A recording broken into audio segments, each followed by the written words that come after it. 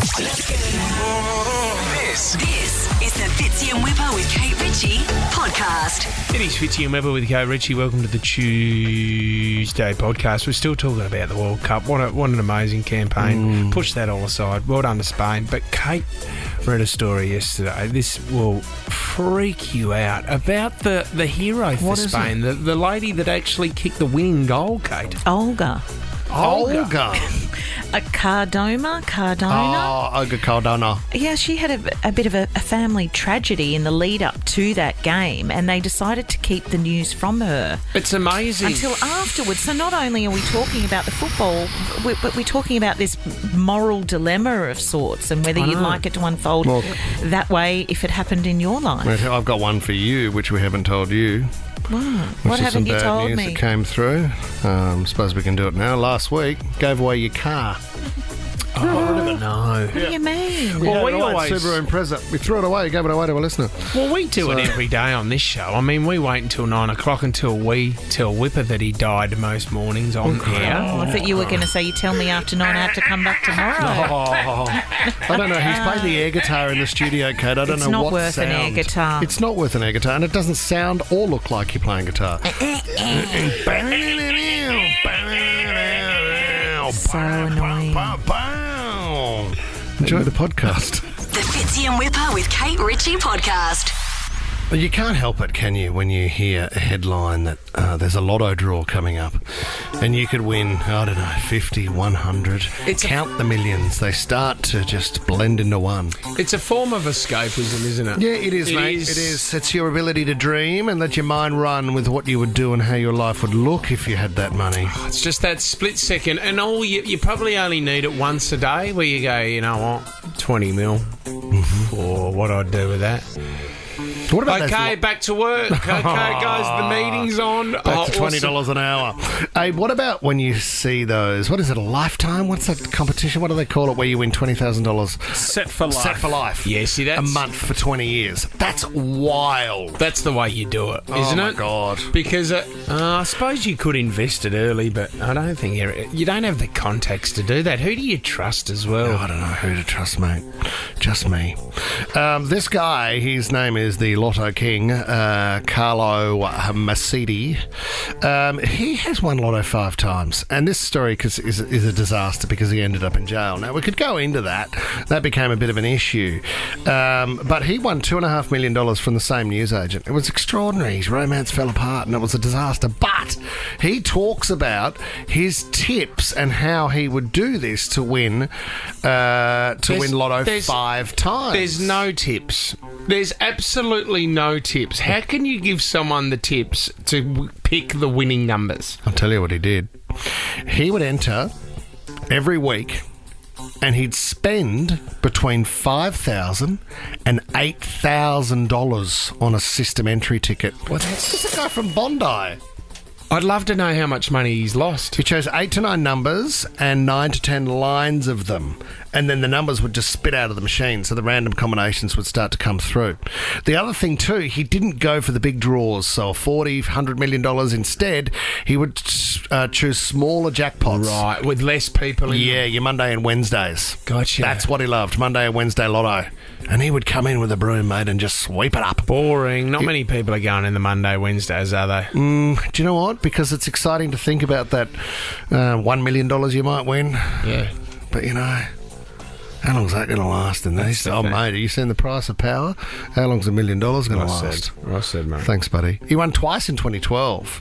And then in 2018, he scooped $2.5 million. So there's okay, I'll hold you up there. 2012, 2018, there's a 6-year break. If he's spending $5 to $8 grand a week, Fitzy, there you go. How much work that out, Tom? What are we, 6 years, 52 weeks? So Bang. 6 times 52, 52 times 6, 312 times, let's say, $8,000. Okay. That's $2.5 million he's lost in those 6 years. What a loser. He's burned everything. Carlo, no, this is a disaster. All right, what about Marissa in Denham Beach? Marissa, hello. Hi, how you going, Have you won Lotto more than once, have you? I have twice. Oh, my God. Twice in the same week. In the same week, Marissa, with the same numbers or changed them up? No, the same numbers. So what did you win? Like in terms of, was it a Monday or a Wednesday or a Saturday lotto? Oh, you know what? It was so long ago. I can't even remember, but it probably was the midweek and the weekend one. Well, you know how much it was. Was it a few thousand, Marissa? Yeah, it was a few thousand. Wow. It wasn't anything life-changing, though. Yeah, but you would have had that moment, you know, like you see in the ads. We did. We couldn't believe it. Do you then change your numbers, Marissa, or do you go, no, I've got to stick with these? Are you still using them? You know what? I never won anything after that. Yep. So I gave up. Yeah, fair enough. Well, you've come out on top, That's Marissa. what you think, Marissa. So, but you've called the right show this morning, Tommy. Marissa's won a packet of the Fitzy Deckhead cards. Ultimate Deckhead, yes. Ultimate Deckhead of me just in my budgie smugglers. So you've had another win this morning, Marissa. Oh, excellent. Thanks, guys. So twice in a week with the same numbers is pretty amazing, isn't That's it? freaky. You could go to the gym or do the shopping, or you could go to work. But what if you went in a beachier direction? You're only a what if away from a holiday with the What If app. Book accommodation, flights, packages and more. What if it's Aussie for travel? I want to talk about the Spanish football team. Yeah. I mean, and congratulations to them. They had a great win over the British team, England. The Lionesses. On Sunday evening. We were just talking about them during the song. Now, Jess, can I get you on quickly? Because you had really interesting information about the team itself. Yeah, so what I read is that the Spanish coach was quite emotionally abusive to the players. Lots of yelling, they didn't quite like the way he coached, and a lot of them went to his boss and said, if you have him coach for the World Cup squad, we're not going to play as a protest. You've got to get rid of him. Yep. And they ended up keeping the coach. He said, if you're not happy with the way I do things, Get out. I don't want you on the See you squad. later. Sit So a it lot out. of girls left. All of them left. I think maybe 4 still played. They got all the junior girls and they still won the World Cup. So. He must be a good coach. Wow. Well, Get the job done. Yeah, I know, celebrations, because you had the Queen of Spain. She was in the middle dancing along with them as well. There was another guy who was the head of football, which was a bit weird. He grabbed one of the girls by the head and kissed her on the lips. There's been a bald lot guy, of yep. chat about that, and I think there's had to be official apologies because she really did feel uncomfortable. But the dilemma I want to speak about, and I want to hear from you, 13 24 10. What do you feel about this? What do you feel about the fact that one of the players and the woman who actually won the game for them, Yep. essentially. Well, Her name is scored. Olga Carmona, if I'm pronouncing that correctly. It was 1-0 in the end. She scored that goal. But little did she know was that her father had passed away before the game. I think it was a couple of days beforehand. Yeah. He died while his family and Olga's family were on the plane out to Australia to watch her play in the World Cup Grand Final, and they thought, well, this is really important, big news, life-changing Yep. information about Olga's father. But she is about to take on the World Cup final. This is a moment she's been working towards for a really long time. We're not going to tell her that Dad's died.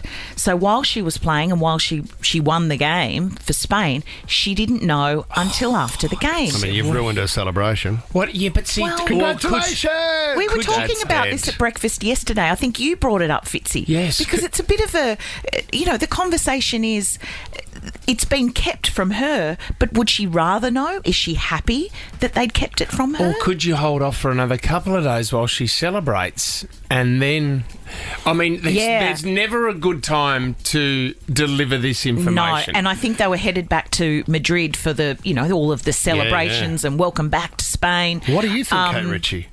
Would you have wanted to know? Actually, before we get on to Kate, if this has happened to you before Yes. and you've withheld this information because someone had a huge event, it could be a marriage, Yep. it could be a huge event, I don't know, it could be a work presentation. Did you hold off on an information like this, a death in the family? Yeah, because you thought it was the right thing to do. Yes. And I guess if it's been held from you, let us know whether you were happy about it, whether you would have ended up liking to know the information. Can I tell you this, Kate? If it was your family, right, and you're going into the World Cup final, would you be disappointed with them? You can understand the reason why they did it, because you had to focus on the game. Would you be disappointed with your family that they didn't tell you beforehand, though? Would you be upset that Dad's passed? Why didn't you guys tell me straight away? Look, I think it's a tricky one to answer without being in the situation, but I I do think it's best not to know. Yeah. I'm the other way around. I'd need to know immediately. And you would take it into the game. I mean, imagine if her father's passed away. Imagine the emotion when she scored that goal, knowing Dad was just gifted me that one from the heavens. But the argument is maybe she would never have scored that Hard to goal say. had she known about Dad, because she would have run onto that field feeling like, oh my, how could I possibly... She may not have even made it onto the field. Unless Dad said in his dying wish, don't tell her before the final. Because I would want to be there. I'd want to be there for Mum. I'd go, Mum, it's okay. We got this. I'm here. So you'd want to have that element of support for the family. Yeah. So I would want to know, most definitely. What Or about if Dad you? said, tell her top left of the net. That's where you're going to get shit. The goalie always goes right. One zip. James and Casula, what do you think, right or wrong? Do you tell her? No, I think it's right that they should have probably told her. But in saying that, Spain, the culture in Spain, and as a parent myself, I just feel that I would have want my daughter to go out there and achieve her dreams of playing. Yep. And what a great way to celebrate a win at the end of it. They go back home and celebrate when she goes back there and looks at the cop. At least you can see, she's done her father proud. Yeah, and she has come out and said, I think on Sunday night or whenever she did find out, she's posted photos of herself with the World Cup medal. Yep. They've won the whole thing, and she has said, little did I know there was a star out there looking after me. So at this point, early on, her feelings about it are, well, Dad was looking down on me. I didn't know it at the time, but I ended up winning the World Cup Imagine that final lost. thanks to the him. other thing that we don't take into consideration as well is how important football is in Europe. Like, you don't understand. Are you saying Dad comes second to the game? It is a religion. I think if it was a Matilda, I honestly believe... I mean, that's information that they probably would tell a player if someone has passed in the family. Yeah. But over there, I wouldn't be surprised if Spanish football got involved as well and said just hold off on telling her. It's not good for her. Nina in Bexley, you weren't told about a relative passing away, Nines? Yeah, I was at a hockey tournament a few years ago now, and I woke up one night thinking something went wrong. Yeah. And I rang my family the next morning, and they said, no, everything's fine. And then when I got back from the hockey tournament, I'm in the car, and I said to my friend, we dropped a friend off, and they said, see you tomorrow. And my brother goes, no, you're going to a funeral. That's how I found out my grandfather had died. Oh my God, so Nina. They knew the information when you rang them, but they just... Yeah. Must have been an important hockey tournament, Nina. Yeah, it was reasonable, but I still would have... I don't know whether I would have wanted to know. Of course, it is a... It is a really... You would lose your headspace quite quickly. Um, And I don't think I would have wanted to know if I was that person in the World Cup. No, I was going to say, what do you think? Do you think they did the right thing? Did you score? No, I really think they did the right thing. I think unless it was something that was unexpected, if she knew he was unwell, she probably wouldn't have wanted to know. Did you get up, Nina? Did you score? Was it a World Cup? No? Not that high level at that point, but yeah, it was not a nice funeral, let me tell you, the next day. Oh, Nina. God, tough call. Thank you. Sounds Thank like you. she's training for hockey as she's on the phone I think she's there as packing well. her lunch. Is that what she's doing? Sandwiches. Natalie in Camden, you found out about a relative. What happened, Nat? Oh, good morning. I was pregnant at the time, so I want to start with that. And I had no idea that my husband's nana had actually passed away.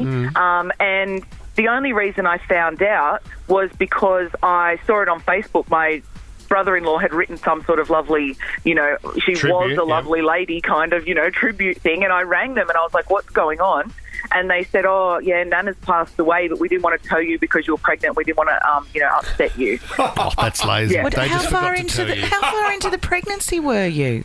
Oh, I was like a fair way in. Like I was almost ready to have this baby. And they thought maybe it was all going to happen. I don't know.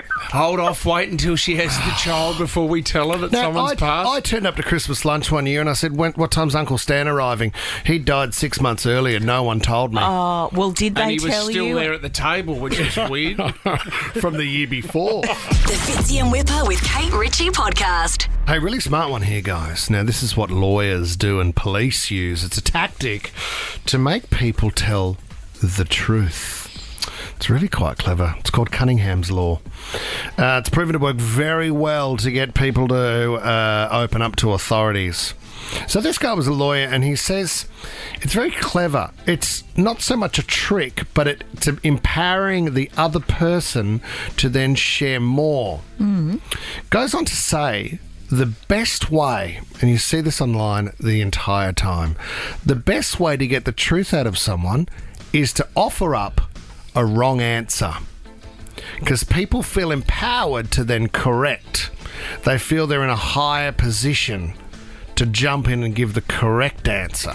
Because this happens a lot. A lot of confessions come from in prison, don't they? Yeah, when they're in there with a cellmate. Oh, and they're in a And they just skiding. they can't help themselves, and they brag about a crime that they committed, and then someone else will testify against them. So it goes on to say a very simple example of this would be if a policeman was patting down a person and said, "Is that a gun in your pocket?" Knowing full well it wasn't a gun, they would feel then empowered to correct that officer, so they knew more than the officer and say, "No, that's a mobile phone."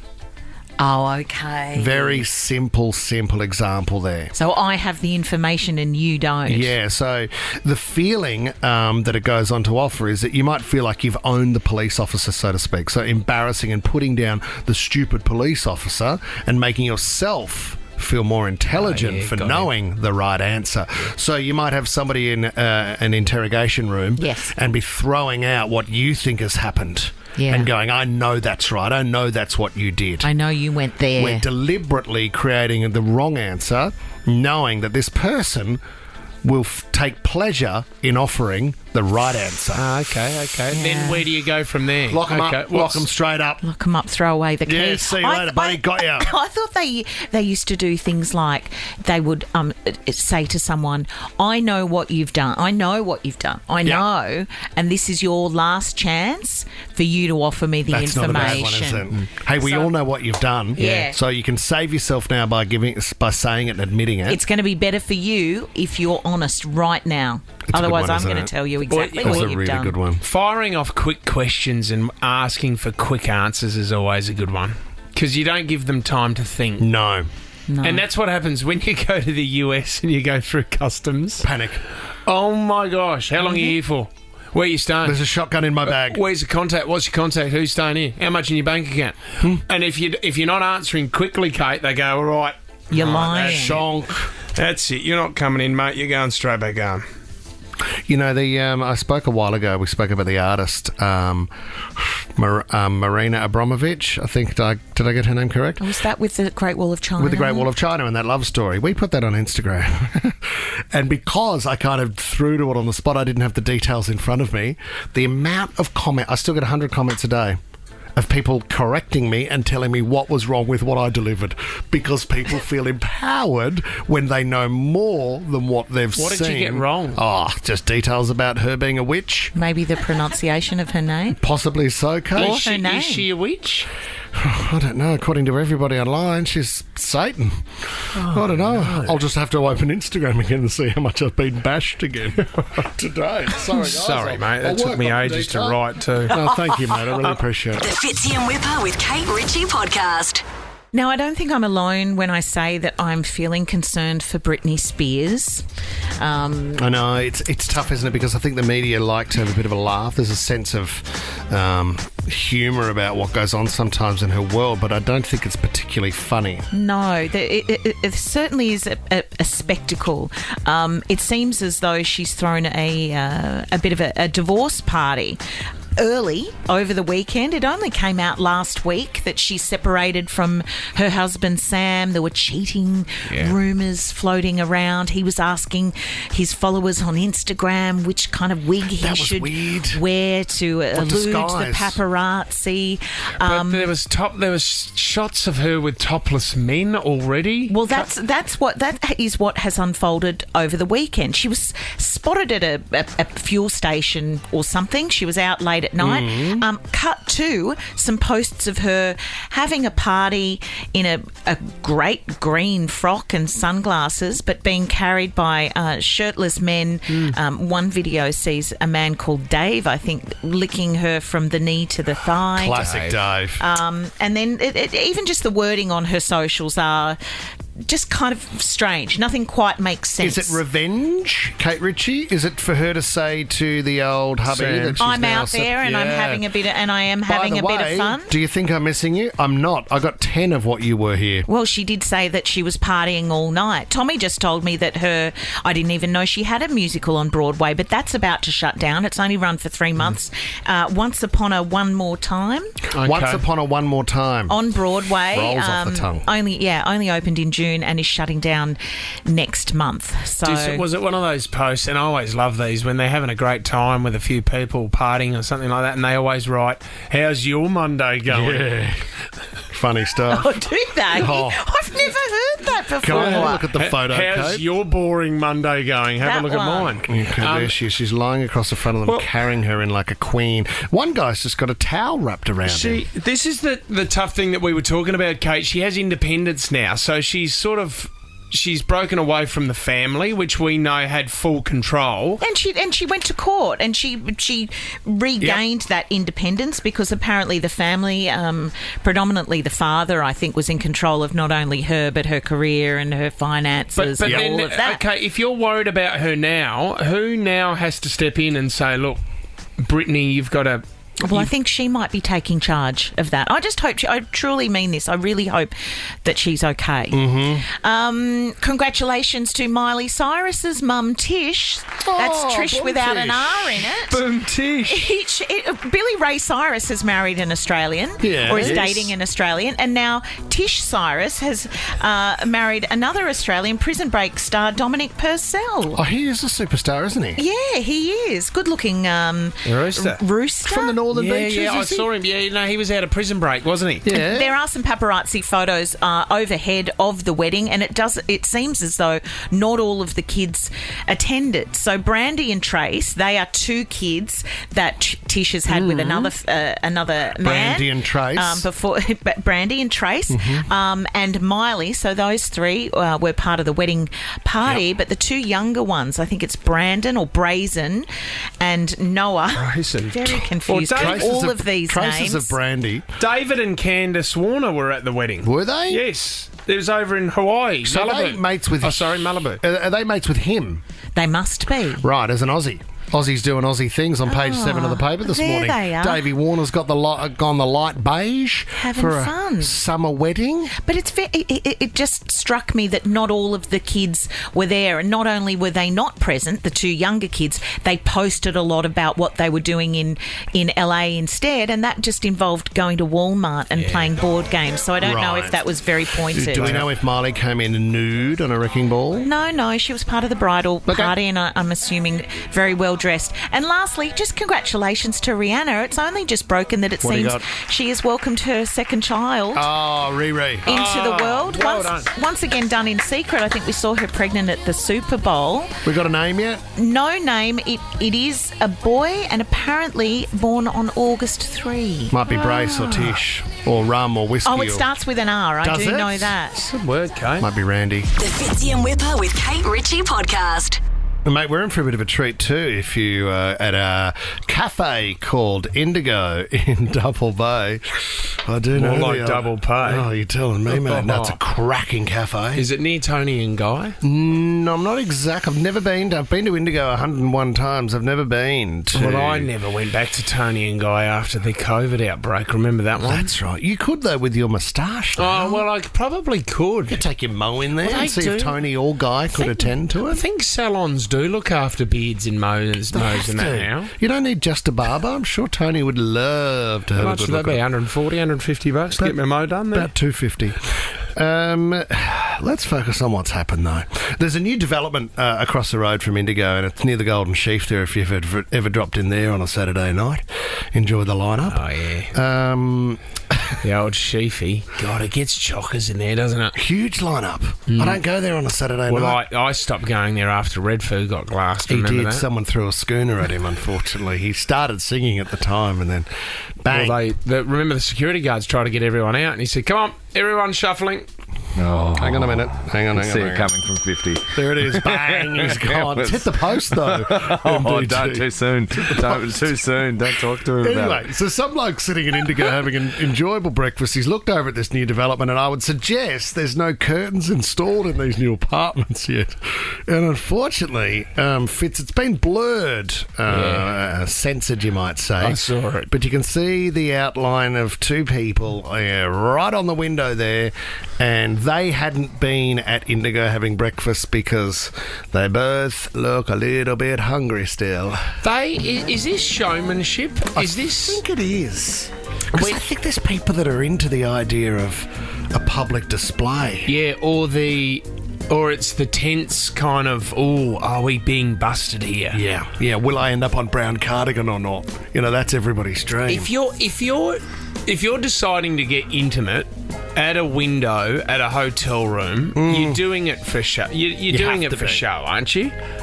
I went down to China Diner, is it, in Bondi? China Diner, and there was a table of blokes having some food right across out the window. And they started going for it. What? One of them took his pants off at the table, said, have a look at these dumplings. No, there was a girl in an apartment probably 10 metres away, 5 metres away. She looked at the table of guys and then decided to take her top off. And I thought, it must be for the thrill. Yes. For her to put on a bit of a show. Well, isn't there a group, there's a name for it. Tom, you would know this. There's a name of it for people that like to get intimate in sort of dangerous places. They're not exhibitionists, are they? Well, that's part of the name, Tom. Depends what category you've just Googled. An exhibitionist is more someone that would just go out brazenly in public, wouldn't it? Where you're talking about sort of like it's discreet, but it's in a high-risk place. Well, so it's the thrill of possibly getting busted? I thought someone in Sydney got busted. A couple got busted doing it in the driveway of people's houses. That's right. Someone was getting around, almost like the Phantom Pua. And then there was that run of in the stands at sporting events in America. Yep. They'd sit in the top left corner of the most furthest empty stand and get it on in the game. And it became a real thing. Is it bragging rights? Is it to go, hey, you see the Super Bowl? Check out top left-hand corner, zoom right in. I don't think that's the empty stand. That's Tracy and I going for it. But it's have not, a look at that. She's sitting on my lap. It's not like you go to the footy or something and you halfway through the game, you look at your partner and go, this would be a great Didn't I tell you about my mate? What happened? I won't say the surnames. I'll just say his first name. Dave. Chris, good bloke. Yep. The MCG bathrooms was he and his wife's bucket list venue. That's disgusting. And they've ticked it off. They've joined the Mile High Club of stadiums. Why would you want to go into a public toilet? Really love the AFL. At a footy stadium? Really like, love how it. dirty are the toilets? Well, Tommy, that's where you had your first kiss, wasn't it? Wasn't it Light Tower 3? Yeah, Light Tower number 3 at the MCG, guys. Well, it's better than a bathroom. Tom, what was her name again? Steve. Is there any reason why it was Light Tower 3, Tom? Was that closest to your seats? Or it was. Is that a well-known makeout spot? No, it was is that like a hot spot? It was mere convenience, but I'm not going to say what team she went for because last time you guys stitched me up. Was she a Geelong supporter? I don't think I've met Mia Convenience. No, Have you introduced to her? Light Tower 3. What was her name outside of that, Tom? Her name was Kate, actually. Where's she now? Well, Light she'll Tower be 3. I think still there. She'll be released soon, guys, or whichever institution you suggest she's been hospitalised at. She knows the final series is coming up. She's back at Tower 3. Yeah. She's doing for everyone out there, she's doing a lot better. I didn't think we'd end up there. She was supposed to be back into everyday life around about 8 years ago, but she's very close. You're listening to the Fitzy and Whipper with Kate Ritchie podcast. We are talking book week. It's a big week for parents. Friday. Kate's only just found out it's this Friday. She thought it was the end of the year. Yeah, no, She's in massive trouble. I did. I just went to the toilet and had to Google. Oh, God, we did it on Monday. Quickly go on the newsletter because our school has usually done it later in the year, I think, to maybe, ease up on the parents' obligation. But no, it's Friday. You don't want to mix up a Christmas pageant with a book week parade. Oh, no, don't get that wrong. But that's the ultimate book, isn't it? Oh, like a nativity play. Yeah. I'll merge them. Good thinking, Kate Can I Ritchie. just say, I just want to give a big heads up to my magnificent wife who has done an amazing job. Now, Kate and Whip, I'm going to show you some photos of what Lenny's going as. I just need to set it up, though, and I think I'm going to get this wrong, but Lenny is going as Sinema Shinazugawa. Shinazugawa?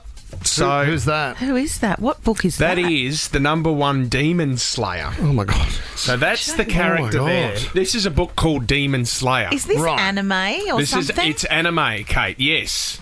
Now, that's the costume.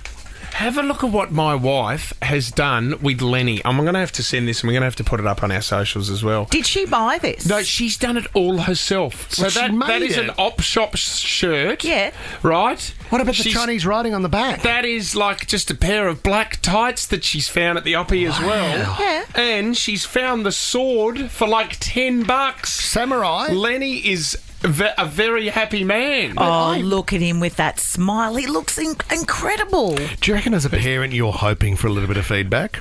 Oh, congratulations on Lenny's outfit. That was extraordinary. Where did you get that?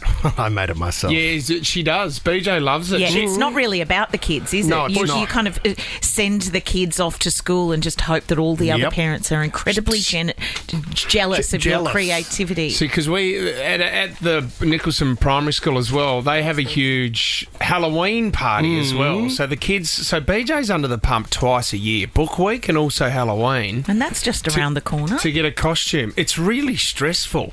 But it's interesting that he's gone from the funny kid, you know the funny kid books? Yeah, yeah. And he looks a little bit like Where's Wally last year, which was pretty easy, to a demon slayer. To a sword-swinging Japanese demon slayer. Japanese demon slayer. Adam in South Coogee, your daughter has dressed up as something interesting. She has. She's dressed up as Pig the Pug. Oh, Pig the Pug. How do you get a pug outfit for your daughter, Adzi? Okay. Well, we didn't have to go anywhere. Luckily, we forgot it was this week, as many of us do.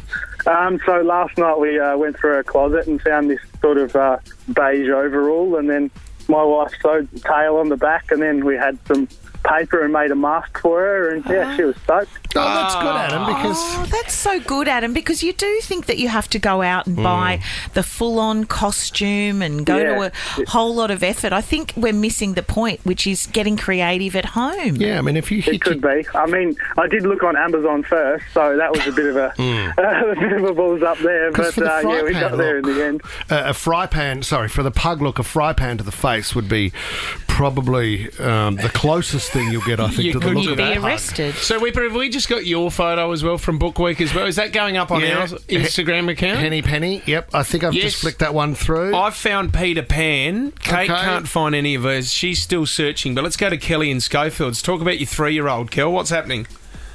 Okay, so she dressed herself. I also forgot about Book Week. She is wearing a bluey dress. She said she's the tooth fairy, so she chucked on some wings, wand. She's got a little walkie-talkie. Yeah. And high heels. And she wore that today. Yes, this is just absolutely brilliant. That's really I love the... I hope you're taking lots of photos. I did. Well, you can mix and match, can't you? Well, you can. You can throw in 4 different characters if you want. Wouldn't overthink it. If it works for you and you want to get creative, get really creative. You know what? There'll be one day where they don't want to dress up, so let them wear what they want. There's always the controversy as they rock up as their favourite footballer and they go, well, what book did he write? No. Oh. There's a lot of that going on in my place. What about Donna in Oakdale? Hello. Hi, how you going? Your daughter has a hilarious costume, does she? Yes, a couple of years ago, she went as Mark Chopper Reed. Oh, Jesus. Did you take the ears back so they look like they were cut off, Don? We didn't, but we did get some big sideburns to kind of stick down the side. That's hilarious. Was that your idea or Dad's? No, that was hers. Okay. Did you do tattoos? Tats? Any tats? Yeah, we got some tats. We got some markers and tatted up her arms and stuff. A big handlebar moustache and some... aviators. Sunglasses. Oh, yeah. And her little brother went as Neville Bloody Bartos. Fitzy and Whipper with Kate Ritchie is a Nova podcast. For more great comedy shows like this, head to novapodcast.com.au.